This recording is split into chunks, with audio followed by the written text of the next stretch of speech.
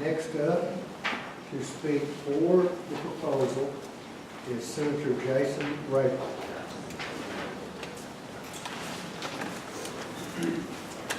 Thank you, Mr. Chairman. I want to also echo and say thank you to the Capital Grounds Commission. I thank you for the time that you've given this, and I appreciate also and echo the sentiments. So we thank you for fulfilling your duties. I stand here today on behalf of the legislature. 99 out of 135 state legislators representing over 3 million constituents in the state of Arkansas passed this bill in 2015. And we appreciate the good work that the Secretary of State and Capital Grounds Commission is doing on this behalf. Of everything that's been said, the great thing in your position is you don't have to decide whether you do put up this monument or not. It's about where you put it up and if it's aesthetically pleasing for the state of Arkansas.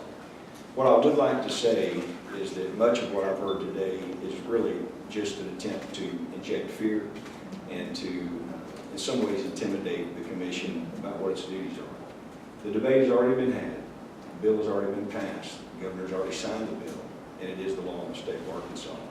I leave you with probably the greatest quote that you'll hear today, which is from Chief Justice Rehnquist in the decision of Texas Van Orden in the case related to the Van Orden versus Perry case in Texas. He states, in this case, we are faced with the display of the Ten Commandments on government property outside the Texas state capitol. Such acknowledgments of the role played by the Ten Commandments in our nation's heritage are common throughout America. We need only look within our own courtroom, being the Supreme Court, of course. Since 1935, Moses has stood holding 2 tablets that reveal portions of the Ten Commandments written in Hebrew, among other lawgivers in the South Threes. Representations of the Ten Commandments adorn the metal gates lining the north and south sides of the courtroom, as well as the doors leading into the courtroom. Moses also sits on the exterior east facade of the building holding the Ten Commandments tablets.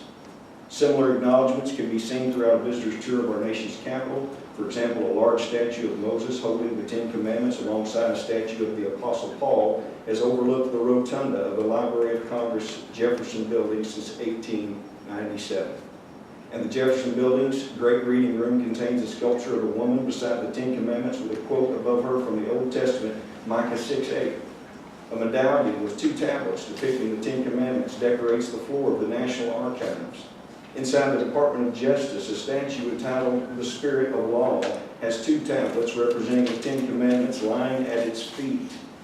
In front of the Ronald Reagan Building is another sculpture that includes a depiction of the Ten Commandments, and so too a 24-foot-tall sculpture depicting, among other things, the Ten Commandments, and a cross stands outside the federal courthouse that houses both the Court of Appeals and the District Court for the District of Columbia. Moses is also prominently featured in the chamber of the U.S. House of Representatives. Our opinions, says Justice Rehnquist, says, like our building, have recognized the role the Decalogue plays in America's heritage, and also the executive and legislative branches have also acknowledged the historical role of the Ten Commandments. We thank you for listening to Justice Rehnquist's words, and we thank you for fulfilling your duty